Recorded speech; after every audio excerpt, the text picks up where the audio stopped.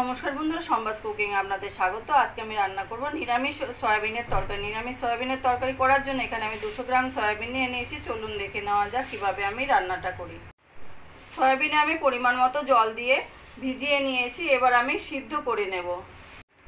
Soybean সিদ্ধ হতে হতে আমি একটা পেস্ট রেডি করে নেব। সেজন্য নিয়ে নেব কিছুটা কাজু,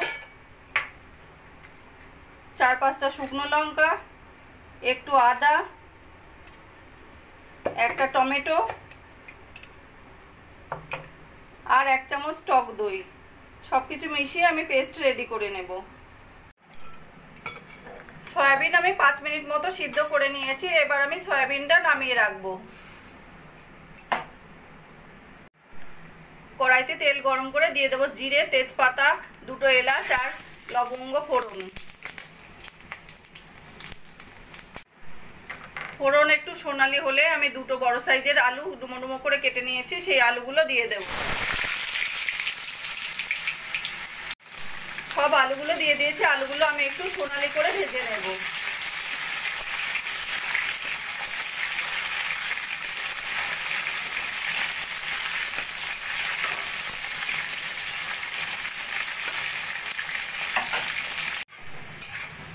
আলু সোনালি করে ভেজে নিয়েছি। এবার দিয়ে দেবো আমি পরিমাণ মতো নুন, হলুদ, কাশ্মীরি লঙ্কার গুঁড়ো আর জিরের গুঁড়ো।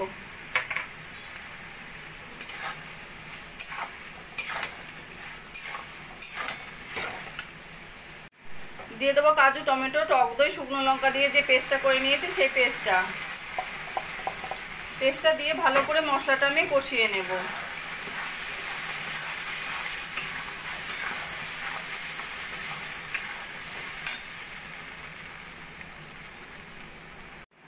মশলাটা আমি খুব ভালো করে কষিয়ে নিয়েছি, একদম তেল ছাড়া ছাড়া হয়ে গেছে।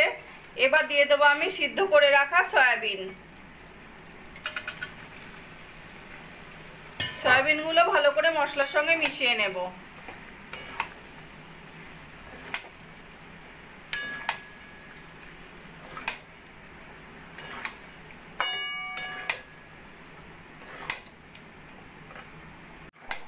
সয়াবিন ভালো করে মশলার সঙ্গে মিশিয়ে নিয়ে আরও 3-4 মিনিট মতো কষিয়ে নিয়েছি। এবার দিয়ে দেবো আমি পরিমাণ মতো জল।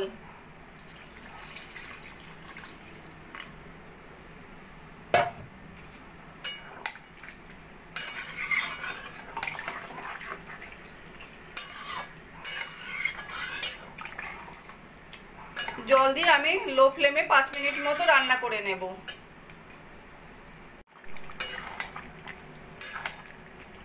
জল দিয়ে আমি 5 মিনিট মতো রান্না করে নিয়েছি।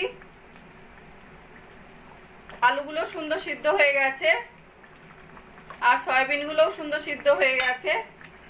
এবার দিয়ে দেবো আমি গরম মশলার গুঁড়ো আর 4টে চেরা কাঁচা লঙ্কা। সবকিছু ভালো করে মিশিয়ে নেব।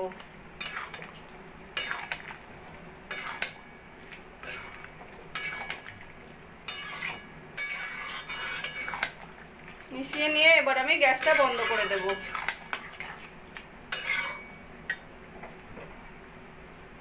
নিরামিষ সয়াবিনের তরকারি রান্নাটা আমার কমপ্লিট হয়ে গেছে। আমার এই রেসিপিটা যদি ভালো লাগে আপনারাও বাড়িতে বানিয়ে দেখতে পারেন। গরম গরম ভাত, রুটি, পরোটা সব কিছুর সঙ্গে খেতে অসাধারণ লাগবে। আর কমেন্ট করে জানাবেন কেমন লাগলো। প্লিজ লাইক, শেয়ার ও সাবস্ক্রাইব করবেন।